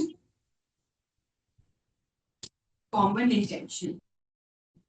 ठीक है, मतलब ये this is a very important case, बहुत ही पुराना, कि when all the persons are present, जब सारे लोग प्रेजेंट हैं, even if one of them gives a blow, जब बहुत सारे लोग हैं लेकिन उनमें से कोई एक भी अटैक करता है और बाकियों ने डायरेक्टली कुछ नहीं किया, तो भी उन सबकी लाइबिलिटी इक्वल बनेगी, क्योंकि काम जो भी किया गया, एक्ट जो भी किया गया, वो कॉमन इंटेंशन के फर्दरेंस में किया गया, कॉमन इंटेंशन के रहते उसके तहत किया गया। ठीक है, क्योंकि कॉमन इंटेंशन शेयर्ड था, कॉमन इंटेंशन हम लोगों ने आपस में शेयर किया था, इसलिए उन सबकी लाइबिलिटी बनेगी। ये एक case are versus Cruse.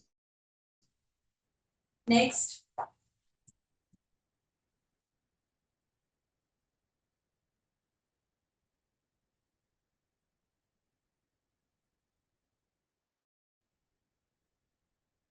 Mahboob Shah versus emperor.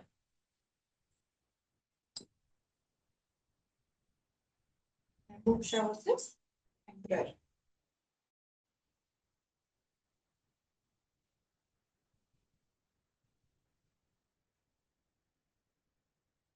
इस केस में क्या हुआ, कोर्ट ने महबूब शाह वर्सेस एम्परर में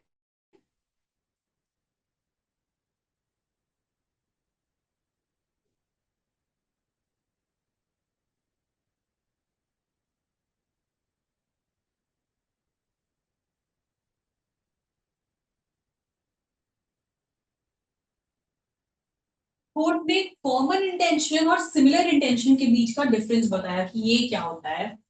अब ये भी हम आगे सेक्शन में पढ़ेंगे, जैसे 3 क्लास 5 में कॉमन इंटेंशन है, 3 क्लास 6 में हमारा सिमिलर इंटेंशन दिया हुआ है। तो होता क्या है, कोर्ट ने कहा कि भाई जरूरी नहीं है कि बहुत सारे लोग अगर एक काम कर रहे हो तो वो शेयर्ड इंटेंशन से कर रहे हैं। जैसे एक्स को मारना ए भी चाहता है, मारना बी भी चाहता है, ठीक है, दोनों मारने लेकिन जरूरी नहीं है कि इन लोगों ने आपस में कोई प्लानिंग करी हो, इनकी मीटिंग ऑफ माइंड्स हुई हो, लेकिन कॉमन टेंशन के होने के लिए बहुत जरूरी है meeting of minds.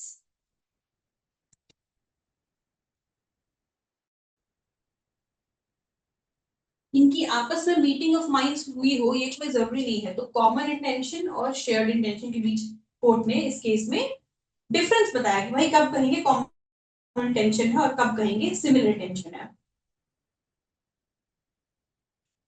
Another case, ये सब बहुत ही लैंडमार्क केसेस हैं जो मतलब पढ़ते हैं, जब जब पढ़ते हैं कॉमन इंटेंशन की यही केसेस ही पढ़े जाते हैं। Varendra Kumar Ghosh versus king emperor. Again इसके ये भी केस बहुत इंपॉर्टेंट है कॉमन टेंशन के लिए। इस केस में बोला गया कि भाई फिजिकल प्रेजेंस जरूरी नहीं है एक्टिव पार्टिसिपेशन में काउंट होने के लिए। ठीक है, जरूरी नहीं हो कि आप वहां पे खड़े हो, आप कुछ कर रहे हो तभी आप कह जाओगे कि आप उसमें इन्वॉल्व हो। बिना उसके भी, बिना कोई फिजिकल एक्ट किए भी आपको कह सकते हैं कि एक्टिव पार्टिसिपेशन इसमें हाँ ऑफेंस के कमीशन में। ठीक है, देखिए नेक्स्ट केस।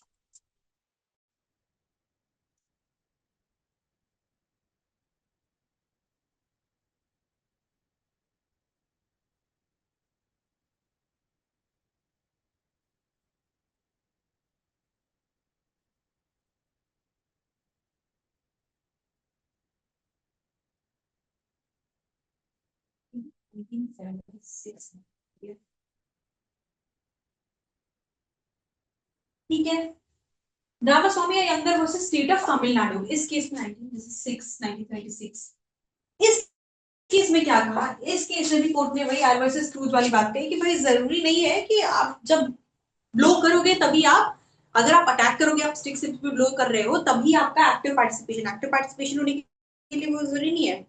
अगर आप आने से लोगों को रोक रहे हो, गार्ड कर रहे हो, किसी भी तरीके का रोल निभा रहे हो, उसमें कुछ भी पार्टिसिपेशन है, तो तब भी कहेंगे कि भाई कॉमन टेंशन के तहत वो चीज की गई है और लायबिलिटी बनेगी। ठीक है, ये पहला लिख देती हूँ।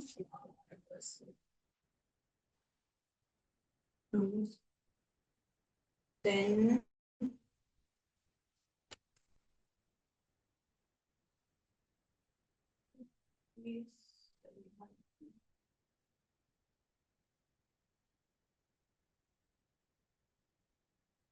देव Pandey versus state of UP. ठीक है, ये पांच बहुत ही कॉमन इंटेंशन के लैंडमार्क केसेस है, Rishidev Pandey versus state of UP. ठीक है, अगेन सेम चीज इसमें भी कही गई कि भाई एक्टिव पार्टिसिपेशन होने के लिए सबका कुछ फिजिकल एक्ट करना जरूरी नहीं है, sharing of intention is sufficient. ठीक है, ये पांच केसेस हैं, are versus Cruse, Mahboob Shah versus emperor, then Barendra Kumar Ghosh versus king emperor, Ramaswamy Iyengar versus state of Tamil Nadu, and the last Rishidev Pandey versus state of UP. ऐसे तो देखा जाए तो इस सेक्शन के अंदर कॉमन टेंशन के अंदर बहुत सारे केसेस हैं, बहुत ज्यादा केसेस हैं। आप जब पढ़ोगे तो मल्टीपल केसेस आपको मिलेंगे केस लॉस में, लेकिन हम पढ़ते वो केसेस हैं मोस्टली जो कि सबसे ज्यादा इंपॉर्टेंट हो, जिसमें कुछ प्रिंसिपल मेजर ले डाउन किया गया हो, कुछ ऐसा। ठीक है, तो दीज आर द केसेस। इसके बाद आता है जो अभी सिमिलर इंटेंशन के जिसका जिक्र किया गया, सिमिलर इंटेंशन। नाउ 3 क्लॉज 6 में I hope I have made common intention clear. So basically common intention के लिए बस बहुत सिंपल सी चीज है कि दो या दो से ज्यादा लोग, ये तो बहुत कॉमन अंडरस्टैंडिंग है कि भाई जब दो से ज्यादा लोग होंगे तभी इंटेंशन शेयर हो पाएगा। तो दो या दो से ज्यादा लोग होने चाहिए और वो प्लानिंग उन्होंने पहले कर रखी है, प्री अरेंज्ड प्लानिंग है। ठीक है, तो वो ऑलरेडी प्लान हो चुका है, उसके तहत, उस प्लानिंग के तहत, उस कॉमन टेंशन के तहत वो एक क्रिमिनल एक्ट करते हैं तो सबकी इक्वल लाइबिलिटी बनती है, जिसे डॉक्ट्रिन ऑफ जॉइंट लाइबिलिटी भी कहते हैं। अच्छा, ये जो सेक्शन है ये कंस्ट्रक्टिव लाइबिलिटी, कंस्ट्रक्टिव या वाइकेरियस लाइबिलिटी के भी प्रिंसिपल को फॉलो करता है। मतलब ये कि जैसे मैंने कहा कि भाई ए बी सी में से अटैक सिर्फ सी ने किया लेकिन लाइबिल तीनों होंगे, तो वाइकेरियस या कंस्ट्रक्टिव लाइबिलिटी, कंस्ट्रक्टिव का मतलब ये होता है कि something which is not real but it is deemed, ठीक है। तो क्योंकि एक ने किया और वो कॉमन इंटेंशन से किया, इसलिए प्रिंसिपल ऑफ जॉइंट लाइबिलिटी हो या कंस्ट्रक्टिव लाइबिलिटी या वाइकेरियस लाइबिलिटी के तहत ये सब लाइबल होंगे, ठीक है। ये अब आते हैं सिमिलर टेंशन पे। सिमिलर टेंशन क्या होता है, देखिए व्हेनेवर, बहुत माइन्यूट से डिफरेंस है, समझने की जरूरत है। ये कुछ सबसेक्शंस जो दिए हुए हैं, जैसे 3 क्लास 5 तो बहुत इजी, तो कॉमन टेंशन हमने समझ लिया। अब जो आएंगे 3 6 3 7 3 8, ये सारे सेक्शन जो है ये बहुत स्मॉल स्मॉल डिफरेंसेस हैं, बहुत स्मॉल स्मॉल सबने। Now 3 class 6 first, whenever an act, ठीक है, whenever an act which is criminal only by reason of it being done with a criminal knowledge और इंटेंशन, कोई एक्ट क्रिमिनल है क्योंकि वो क्रिमिनल नॉलेज या इंटेंशन से किया गया है, ठीक है। तो भाई पहला क्या है, नॉलेज और इंटेंशन। नॉलेज और इंटेंशन, कोई एक्ट क्रिमिनल नॉलेज के साथ या इंटेंशन से किया गया है, is done by several persons, ठीक है। बहुत सारे लोग अगर ऐसा करते हैं, several persons, each of such persons who joins in the act with such knowledge or intention, वो सारे लोग जो उस नॉलेज या इंटेंशन से करते हैं उस काम को, is liable for the act in the same manner as if the act were done by him alone with that knowledge or intention। अगर बहुत सारे लोग कोई एक्ट क्रिमिनल इंटेंशन या नॉलेज से करते हैं, इंटेंशन मतलब प्लानिंग के साथ, नॉलेज मतलब जानकारी है, ठीक है, मेरा ऐसा करना जो है वो से क्या कॉज होगा, इफेक्ट क्या हो सकता है, इसका कॉन्सिक्वेंस क्या होंगे। तो बहुत सारे लोग अगर नॉलेज या इंटेंशन के साथ कोई क्रिमिनल एक्ट करते हैं तो उनकी लाइबिलिटी ऐसी होगी कि भाई उन्होंने वो काम किया, मतलब किसी और से वो अपनी लाइबिलिटी शेयर नहीं करेंगे। जैसे मैंने अभी एक एग्जांपल दिया कि एक्स जो है,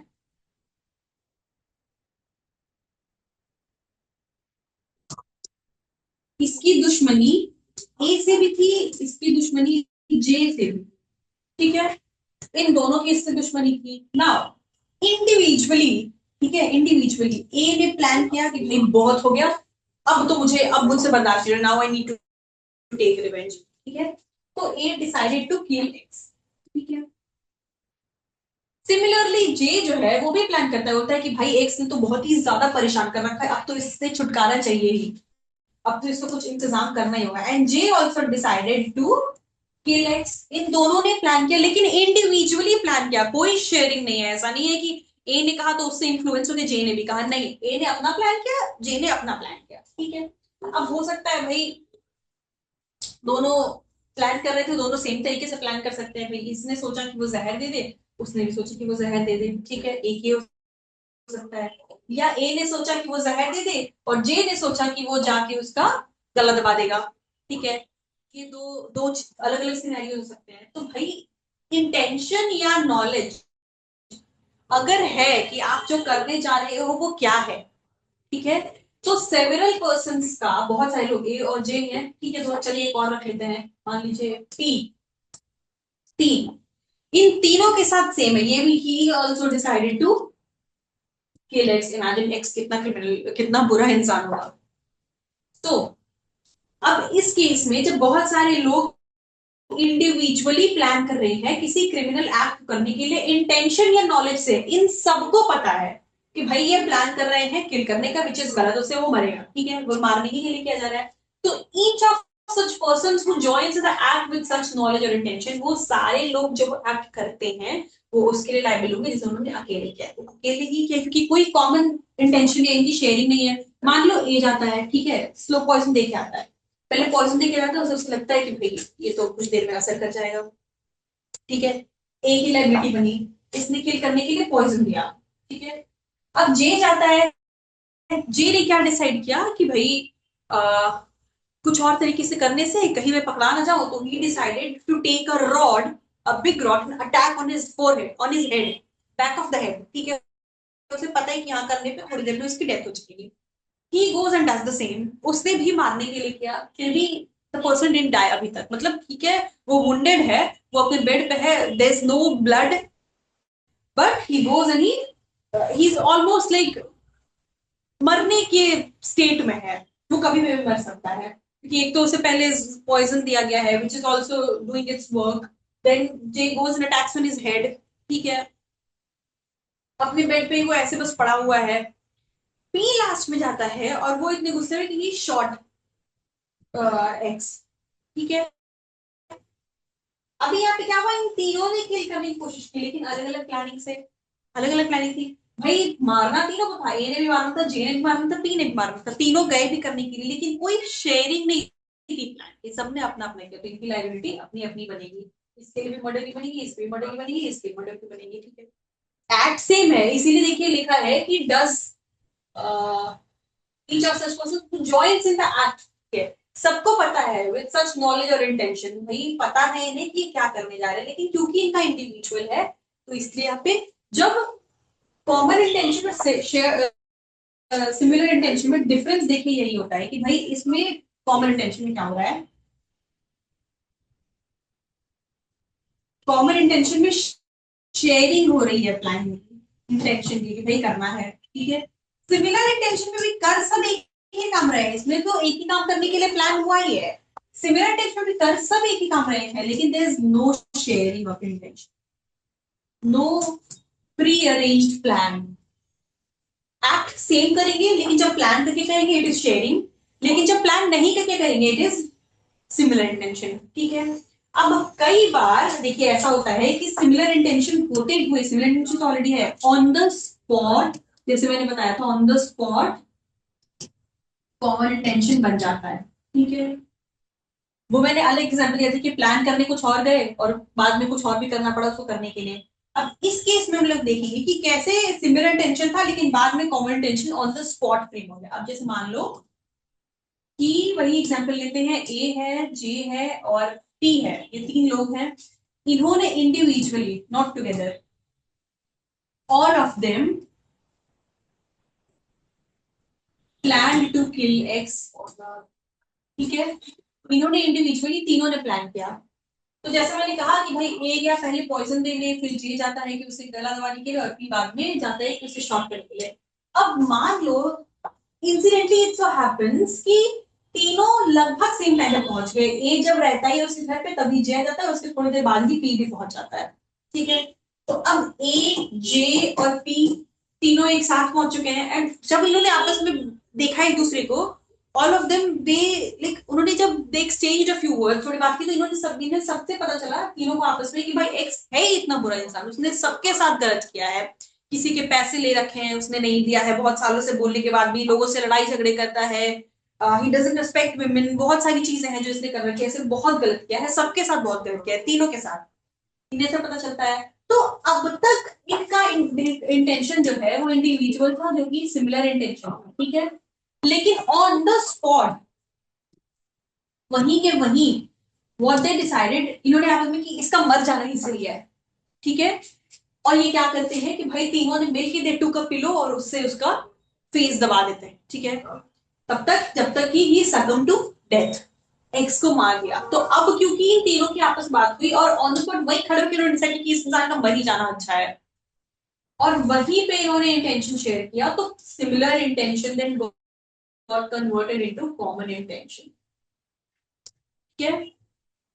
ये डिफरेंस है सिमिलर इंटेंशन और कॉमन इंटेंशन में। सिमिलर इंटेंशन में कोई प्री शेयरिंग नहीं है, कॉमन इंटेंशन में है, लेकिन सिमिलर इंटेंशन में sometime get converted into common intention, not always, ऐसा हमेशा नहीं पॉसिबल है, मैंने एक और एक वेग सा एग्जांपल आपको दिया है, लेकिन ऐसा हो सकता है। Then 7, wherever the causing of a certain effect,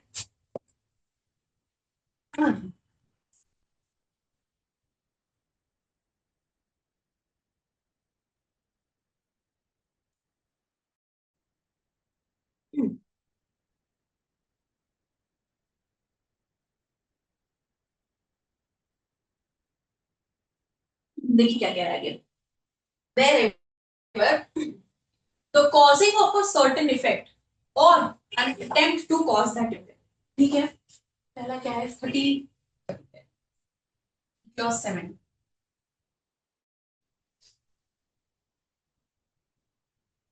section clause 7 BNS का ये था आईपीसी का 6 आईपीसी का सेक्शन 36 ठीक है। अब क्या कह रहा है पहले देखिए causing of a certain effect or an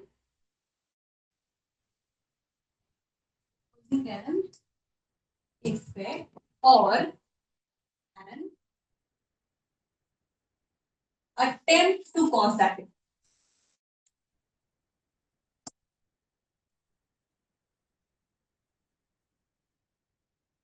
पहला कोई इफेक्ट कॉज करना या कॉज करने की कोशिश करना ठीक है कॉजिंग एन इफेक्ट कुछ कॉज करना और an attempt to cause that effect या उस इफेक्ट को करने की कोशिश करना या मतलब जिससे कह सकते हैं मार देना या मारने की कोशिश करना ठीक है for example by an act और ओमिशन किस तरीके से ये तो पहला हो गया पहला दूसरा उसके बाद बाय एन एक्ट और ओमिशन कुछ करके या कुछ ना करके कैसे मार सकते हैं हमारे एग्जांपल में ठीक है पहले तो कुछ करना या करने की कोशिश करना किसी एक्ट या ओमिशन से ओमिशन के द्वारा is an offense को हम offense कहेंगे offense मानेंगे it is to be understood that the causing of that effect partly by an act and partly by omission is the same offense wherever the causing of a certain effect or attempt to cause that effect by an act or omission is an offense भाई कोई act है या omission है उसके effect को लाने के लिए या उसके इफेक्ट को लाने की कोशिश करना एक ऑफेंस है it is to be understood the causing of that effect partly by an act partly by an omission is the same offence अगर अब इस चीज को करने के लिए इसमें क्या है कि किसी एक्ट या ओमिशन से कुछ करने की कोशिश की गई या कुछ किया गया या करने की कोशिश की गई ये जो चीज को करने के लिए कोशिश की गई या किया गया है वो पार्टली बाय एक्ट है या मतलब आधा एक्ट से या आधा ओमिशन से कुछ करके आधा कुछ ना करके ये समझा जाएगा जैसे कि एग्जांपल से बेहतर समझ में आएगा जैसे कोई किसी ने कुछ किया ठीक है कुछ किया और साथ में एक इंसान है मान लीजिए ए ने कुछ किया उसके बाद कुछ नहीं किया दोनों चीजें हैं पार्टली मतलब आधा को एक्ट किया आधा ओमिशन यानी वो चीज नहीं की ठीक है एक्ट या ओमिशन नहीं किया किस लिए कुछ कॉज करने के लिए या उस कॉज को अटेम्प्ट करने के लिए ठीक है ताकि कुछ कर सके या उसको अटेम्प्ट करने के लिए तो इसका जो अल्टीमेट इफेक्ट आएगा इस एक्ट या ओमिशन का अल्टीमेट इफेक्ट जो आएगा पर पर्सन को उस ऑफेंस के लिए उस इफेक्ट के लिए लायबल माना जाएगा जैसे जैसे देखिए एग्जांपल इलस्ट्रेशन से बेहतर समझ में आएगा ए ठीक है इंटेंशनली कॉजेज जेड्स डेथ उसने क्या किया उसको जेड को मारना था तो उसने इंटेंशनली ठीक है इंटेंशनली जेड की डेथ कॉज करी कैसे ये तो हो गया कि भाई ऑफेंस कॉज किया है कैसे partly by illegally omitting to give Z food पहले क्या किया कि उसे खाना देना बंद कर दिया ठीक है पहले जेड को खाना देना बंद कर दिया तो जब उसकी हालत बहुत खराब हो गई पहले तो ये किया कि ओमिशन किया खाना देना बंद कर दिया ओमिशन ठीक है कुछ नहीं किया इस खाना नहीं दिया omission and partly bye beating Z और बाद में क्या किया कि जेड को मार पिटाई की उसके साथ फिजिकल वायलेंस तो जेड को इफेक्ट क्या था इस केस में देखा जाए इस एग्जांपल से समझते हैं इफेक्ट क्या था causing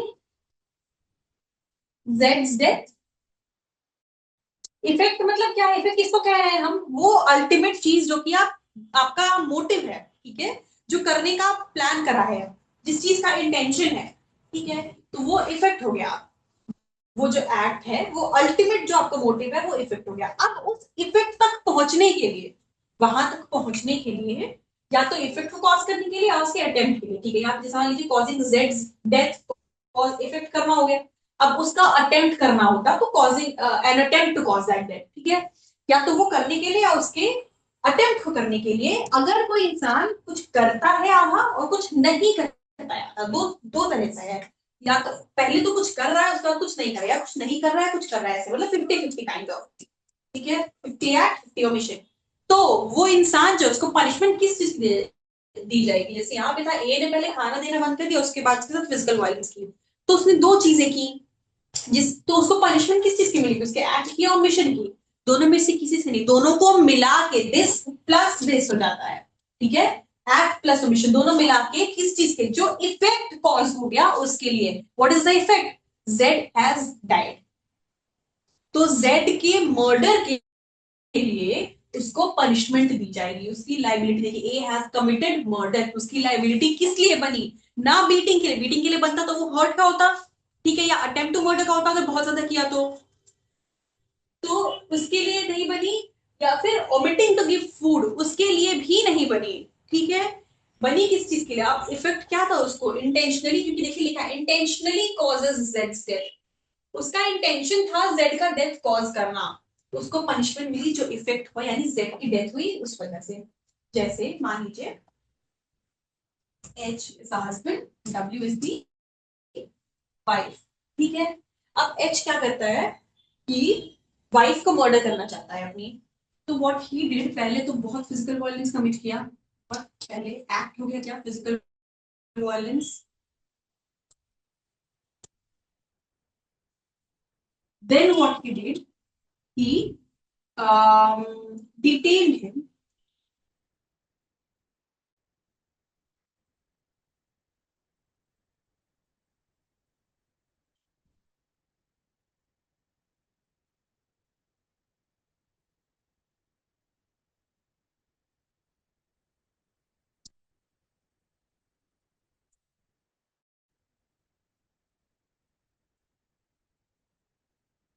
in a room with no food। ठीक है, ये हो गया क्या? ये ओमिशन हो गया, ये एक्ट हो गया, ये ओमिशन हो गया। पहले तो क्या किया? फिजिकल वायलेंस काफी की, उसके बाद फिर उसको एक रूम में बंद कर दिया जहां पे उसे खाना भी नहीं दिया। ठीक है, इन दोनों की वजह से पार्टली ये पार्टली ये क्या हुआ? W died. तो ये क्या हो गया? Effect is death of W. Effect ये है। इफेक्ट होने के बाद जो एच की लाइबिलिटी बनेगी, किस चीज की बनेगी? फिजिकल वायलेंस की, ये अपने में ऑफेंस है, या फिर रिस्ट्रेन करने की, वो अपने में ऑफेंस है, लेकिन इन दोनों की नहीं बनेगी।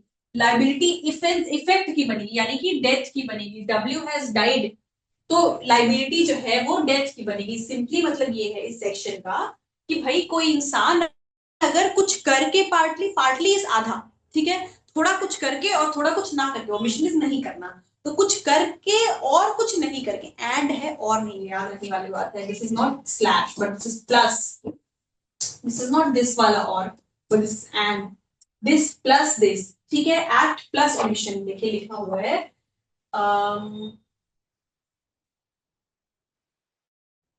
बाई एन एक्ट और बाई ओमिशन लिखा है, लेकिन ठीक है दोनों है, एंड हो जाएगा ये।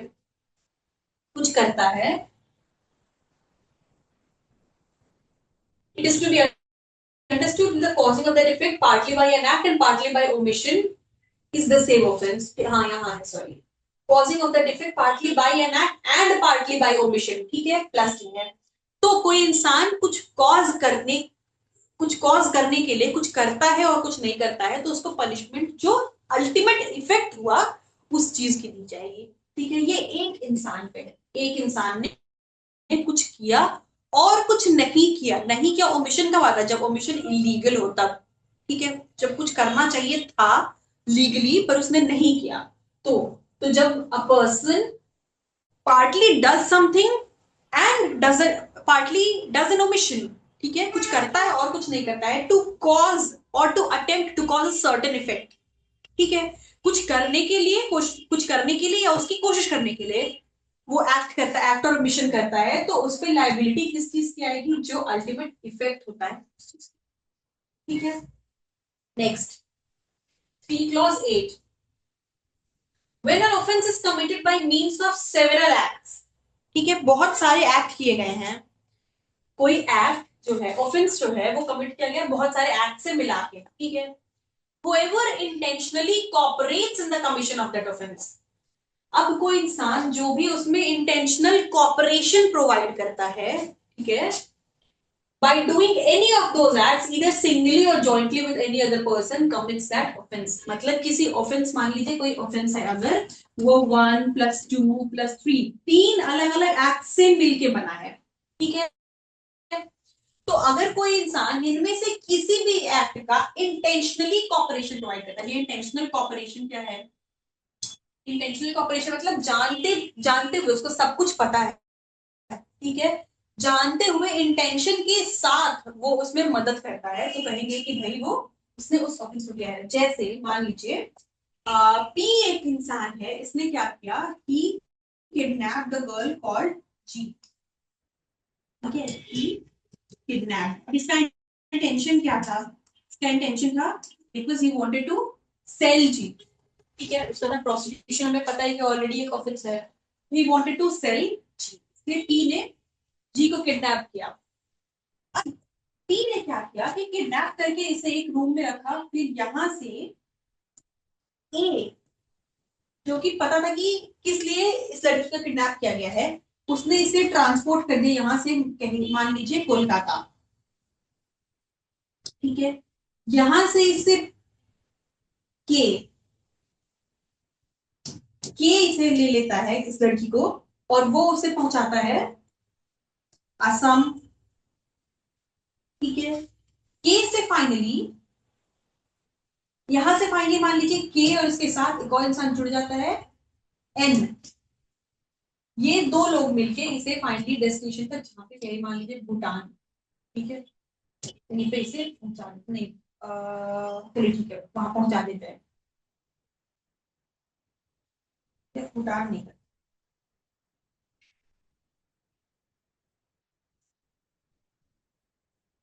इसे मान लीजिए पहुंचा देते हैं, कहाँ पहुंचा देते हैं, सिक्किम में, ठीक है, यहाँ पे कहीं बेच देते हैं।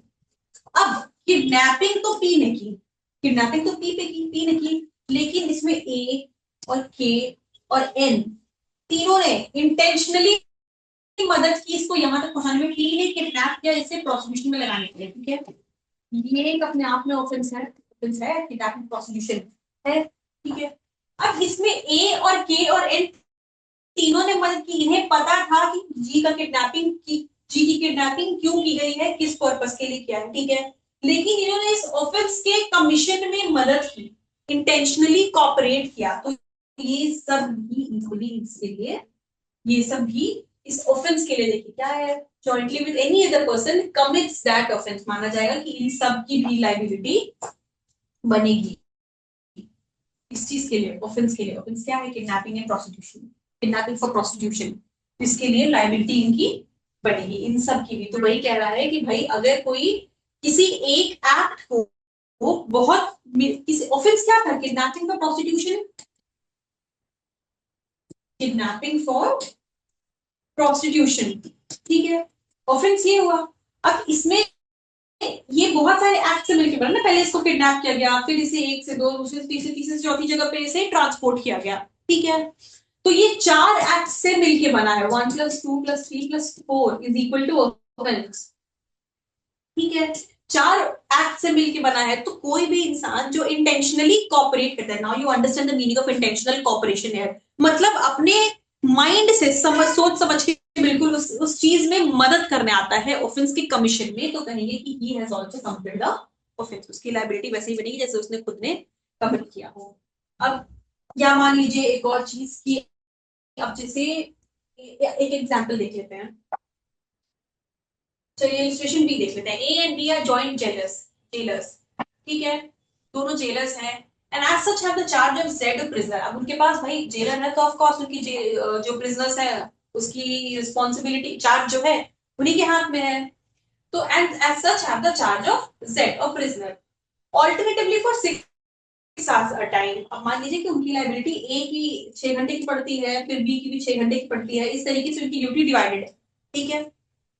अब इन्होंने क्या किया भाई, ए ने प्लान किया मारने का जेड को, अपनी किसी, मान लीजिए कि किसी कभी जेड ने मान लीजिए मिसबिहेव किया था ए के साथ, उस बदले को पूरा करने के लिए ए डिसाइडेड टू किल जेड, ठीक है। अब ए ने क्या सोचा कि जब मेरा शिफ्ट होगा, मेरी ड्यूटी होगी, तो I will not provide him खाना, मैं इसे खाना ही नहीं दूंगा। तो ऐसे कितने दिन तक जिंदा रहेगा, अल्टीमेटली एक दिन तो मर ही जाएगा। ए स्टॉप गिविंग फूड, ठीक है। बी ने बी ने भी क्या किया कि भाई बाद में उन्होंने आपस में उसको, उसकी डेथ को कॉपरेट करने के लिए, उसकी डेथ को पेस करने के लिए, उसको स्पीड अप करने के लिए कैटलाइन की तरह इसने क्या किया कि B also in his shift also stop giving food to Z, ठीक है। अब बी ने भी खाना देना बंद कर दिया, तो ए ने भी बंद कर दिया, बी ने भी बंद कर दिया, मतलब 6 घंटे उसके 6 घंटे उसके, उन्होंने खाना देना ही बंद कर दिया, बी को जेड को खाना मिलना बंद हो गया। Ultimately after 20 days Z died, ठीक है। तो क्या होता है कि ए का यहाँ पे प्लान था जेड को मारने का, बी कॉपरेटेड टू जेड्स प्लान, उसमें मदद करी, तो यहाँ पे ए और बी दोनों की लाइबिलिटी बनेगी एज इफ दोनों ने मिलकर मर्डर किया हो, ठीक है। अब मान लीजिए क्या होता है कि इस एग्जाम्पल में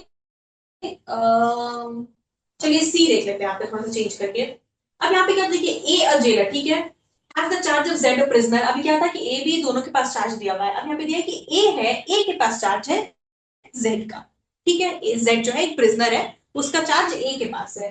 अब ए ने अपना बदला निकालने के लिए ए ने क्या किया कि भाई उसे खाना देना बंद कर दिया। देखिए, ए intending to cause Jades help, Jades death, भाई उसका था पहले से कुछ बदला, उसने मिसबिहेव किया था, तो he was very frustrated because of that, भाई how can he misbehave with me, he's a prisoner and I'm the jailer here. So what he did, he stopped giving food, illegally omits to supply Z with food, अब Z को खाना देना ही बंद कर दिया, in consequence of which Z is much reduced in strength but starvation is not causes death, बिल्कुल कमजोर हो गया, बीमार हो गया, बिस्तर पे हो गया, पड़ गया, he was not able to do his even his daily chores, simple काम भी करने के लायक नहीं था, लेकिन he didn't die, ठीक है। बिल्कुल मतलब ऐसे बिल्कुल पड़ा हुआ था, लेकिन मरा नहीं, ही डिडंट डाई। बट अब ये तो यहाँ तक है, उसके बाद क्या होता है कि जैसे अथॉरिटीज पता चला, उसको वहां से सस्पेंड कर दिया गया, ठीक है, ये वो सस्पेंडेड। अब क्या होता है, A is dismissed from his office, देखिए ठीक है, हो गया, ए को हटा दिया गया। Now B comes into picture, अब ए के जाने के बाद उसके इंचार्ज में जेड के चार्ज में बी आता है, ठीक है। बी ने क्या किया and B succeeds him, B उसके बाद है ए के बाद। नाउ विदाउट कोल्यूशन और कॉपरेशन विद ए, उसने ए से ऐसा कुछ कॉपरेशन की कोई बात बात नहीं हुई थी, ठीक है, कुछ भी नहीं, कोई कॉपरेशन का जिक्र नहीं था। इलीगली ओमिट्स टू सप्लाई जेड, उसने भी जेड को खाना देना नहीं, उसने भी जेड को खाना नहीं देना चालू रखा, खाना नहीं उसको प्रोवाइड किया बी ने भी, ठीक है। लेकिन ए से कोई शेयरिंग नहीं हुई थी, कुछ बात नहीं हुई थी, knowing that he is likely thereby to cause जेड्स डेथ, उसे पता था कि जिस हालत में जेड था वो उससे मर जाएगा थोड़े दिन, मतलब मान लीजिए कि 20 दिन तक ऑलरेडी हो जाने की वजह से ऑलरेडी काफी ज्यादा बीमार था, बिल्कुल स्ट्रेंथ नहीं थी उसमें, ऐसा हो चुका था। लेकिन सब कुछ जानते हुए भी ए के कोई कल्यूजन नहीं, आपस में किसी तरीके की कोई बातचीत नहीं, किसी तरीके कोई कॉपरेशन का कुछ नहीं, पर इंटेंशनली बी ने क्या किया कि जेड को खाना उसने भी नहीं दिया, as a consequence of which, जिसकी वजह से कुछ दिन बाद जेड की डेथ हो गई। अब यहाँ पे जेड की डेथ तो हो गई, ए ने भी खाना नहीं दिया, बी ने भी खाना नहीं दिया, दोनों ने सेम चीज की, जिसकी वजह से जेड डाइड। तो क्या ए और बी की सेम लाइबिलिटी बनेगी? नहीं, सेम लाइबिलिटी नहीं बनेगी। इस पे अटेम्प्ट है, और इस पे ए पे अटेम्प्ट का आएगा और बी पे मर्डर का आएगा।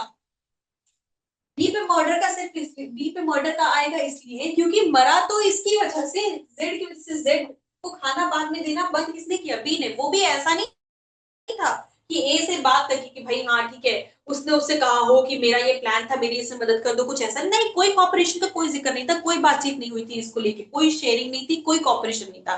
ही had no conversation with A at all, कोई बातचीत नहीं थी, लेकिन उसने मर्जी से जेड को खाना देना बंद किया, जिसकी वजह से जेड की डेथ हो गई। अगर उसने खाना दिया होता तो उससे जेड नहीं मरा होता। तो B is guilty of murder while A is only guilty of attempt to murder, उससे मरा नहीं था। देखिए वही चीज लिखी हुई है, Z dies of hunger. Now B is guilty of murder, but as A did not cooperate with B, A is guilty only of attempt to commit murder. ठीक है, क्योंकि कोई कॉपरेशन का जिक्र नहीं था, इसलिए यहाँ पे जब जैसे अपने पहला एग्जांपल इसके पहले वाला देखा तो उसमें क्या था कि कॉपरेशन हुआ, ठीक है, उसमें प्लान को कॉपरेट करके फिर एग्जीक्यूट करने की बात की गई कि इसका एग्जीक्यूशन मिला जुला के होगा, इसलिए लाइबिलिटी दोनों की बनी मर्डर की। लेकिन यहाँ पे ऐसा किसी कॉपरेशन किसी कोलिजन की बात नहीं थी। तो जब ऐसा कुछ भी नहीं था तो जो जिसने जो ऑफेंस किया उसके लिए उसकी वो लाइबिलिटी बनेगी। नाउ अगेन यहाँ पे भी people often get confused between common intention and this intentional cooperation. Difference है। डिफरेंस क्या है देखिए, डिफरेंस ये है कि कॉमन इंटेंशन में everything is already decided, pre decided even before it is committed, होने के पहले सब कुछ नक्शा बन चुका है, कैसे क्या करना है सारी तैयारियां हो चुकी है, ठीक है। लेकिन यहाँ पे ऐसा कुछ नहीं है, कोई कुछ करने के लिए एक दूसरे से कॉपरेट कर रहा है, इसमें कोई प्री मीटिंग ऑफ माइंड्स ऐसा नहीं है। ऑफेंस कमिट करने के लिए बस दो लोग या दो से ज्यादा लोग बस आपस में कॉपरेट कर रहे हैं एक दूसरे को, ठीक है, दैट इज ऑल। अदरवाइज कोई इसमें कॉमन इंटेंशन से बहुत अलग है, इसमें कोई शेयरिंग ऑफ इंटेंशंस नहीं है। एंड देन अगेन देखिए इसी से एक समझ सकते हैं, इसी एग्जांपल से हम ये where several persons are engaged or concerned in the commission of a criminal act, they may be guilty of different offenses by means of that act। अब एक ही ऑफेंस को करने के लिए अगर बहुत लोगों ने किया है लेकिन तो भी वो अपने अपने एक्ट के लिए लायबल हो सकते हैं, अलग अलग कैसे, जैसे देखिए इलस्ट्रेशन से समझ में आएगा। A attacks Z in such circumstances of grave provocation that his killings of Z would only be culpable homicide not amounting to murder। अब ये हमने पढ़ा है कि भाई सडन एंड ग्रेव प्रोवोकेशन जो है इसका एक एक्सेप्शन था मर्डर का। भाई हमें पता है कि अगर मर्डर जो है वो ग्रेव प्रोवोकेशन में सडन प्रोवोकेशन में किया गया है तो that would not fall under the offence of murder but culpable homicide not amounting to murder, ठीक है। यही है जिसकी पनिशमेंट 304 में दे रखी थी आईपीसी के, यही है। तो अब यहाँ पे क्या है, उसने क्या किया कि भाई ए ने अटैक किया तो जरूर उसको भागने के लिए, लेकिन सडन एंड ग्रेव प्रोवोकेशन में सिचुएशन ए, वाई बी ने क्या किया कि क्योंकि उसकी दुश्मनी थी तो अपनी दुश्मनी निकालने के लिए उसने भी किया towards Z and intending to kill him and not having been subject to the provocation assists Z in killing Z, assists A in killing Z। अब क्योंकि उसका बदला था तो अपना रिवेंज निकालने के लिए उसने जब देखा कि मौके का फायदा उठाते हुए कि ए को बहुत गुस्सा आया हुआ है, वो उसने इस पर जोर से अटैक किया। अगर मान लीजिए एक आयरन रॉड से ए ने जोर से गुस्से में आके अटैक कर दिया जेड के ऊपर, मौका देखते हुए कि भाई इसमें तो मेरा भी फायदा हो जाएगा, मुझे भी बदला लेना ही था, बी ने भी क्या किया उसकी मदद कर दी, ए की मदद कर दी जेड को मारने में। इस केस में दोनों पे क्या सेम चार्जेस लगेंगे? नहीं, सेम चार्जेस नहीं लगेंगे।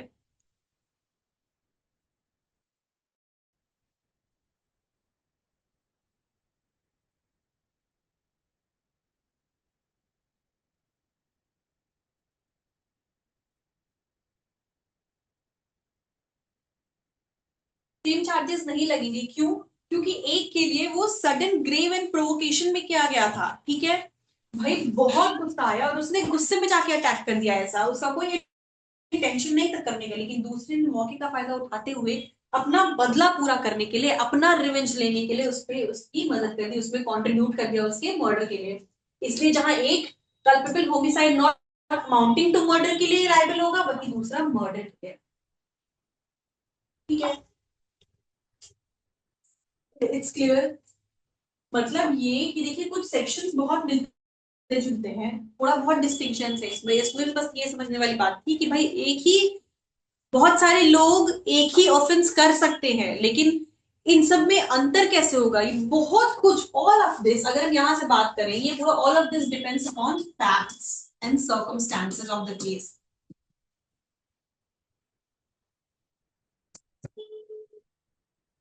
Facts and circumstances of the case उसी से एस्टैब्लिश होगा कि क्या कॉमन इंटेंशन था, क्या सिमिलर इंटेंशन था, क्या इंटेंशनल कॉपरेशन था, क्या सबने अलग अलग किया है, किसी कोई शेयरिंग थी नहीं थी, या सबने अलग अलग किया है तो सबको डिफरेंट डिफरेंट पनिशमेंट्स दिए जाएंगे। ये सब कुछ all of this depends upon facts and circumstances of the case and how they are proved. Now see होता क्या है कि जैसे हमने ये सब पढ़ा, हमने तो हम बीएनएस में क्या पढ़ रहे हैं, हम बीएनएस में सिर्फ ये पढ़ रहे हैं कि भाई ऑफेंसेस क्या हैं, इनकी पनिशमेंट्स क्या है, लाइबिलिटी कैसे तय की जाएगी, ठीक है। ये प्रिंसिपल्स वही तो बता रही है बेसिकली कि लाइबिलिटी कैसे तय की जाएगी। आगे जब हम पढ़ेंगे जनरल एक्सेप्शंस, वहां पे वही बताया जा रहा है कि लाइबिलिटी कब नहीं आएगी, यहाँ पे लाइबिलिटी कब कब आएगी, वहां पे लाइबिलिटी कब कब नहीं आएगी, यही सारी चीजें हैं। तो भाई ये तो हमने कुछ प्रिंसिपल्स पढ़ लिए, ये तो सब्सटैंटिव रूल्स पढ़ लिया हमने, इनका एग्जीक्यूशन कैसे हो सकता है, all of this goes in the hands of भारतीय साक्ष्य अधिनियम यानी कि BSA। वो सब उसके पे फॉल कर जाता है सब कुछ, ये जो जितनी चीजें हैं कि कैसे होगा वो सब वहां पे। अब जैसे मैंने ये सब बताया, ये रूल्स हो गए हमारे, सब्सटैंटिव रूल्स हो गए कि कॉमन टेंशन का प्रिंसिपल कब लगाएंगे, वो फैक्ट्स एंड सर्कमस्टेंसेस कैसे प्रूव किए जाएंगे, एविडेंसेस के बेसिस पे, जो कि एविडेंस एक्ट में चला जाता है। तो ये ऑल ऑफ दिस, इसीलिए जब हम क्रिमिनल लॉ की बात करते हैं, क्रिमिनल लॉ, क्रिमिनल लॉ एक ब्रॉडर टर्म है। क्रिमिनल लॉ में सिर्फ BNS या सिर्फ IPC नहीं आता, क्रिमिनल लॉ में BNS plus BNSS plus BSA, यानी कि earlier for earlier it was IPC plus CRPC plus evidence act IEA, ये सब मिला के होगा। ये मिला के क्यों होता है, क्योंकि लाइबिलिटी तय करने के लिए सब कुछ चाहिए। IPC ने बताया कि किस ऑफेंस के लिए लाइबल होगा, कि क्या प्रिंसिपल्स अप्लाई किए जाएंगे, लेकिन कैसे होगा,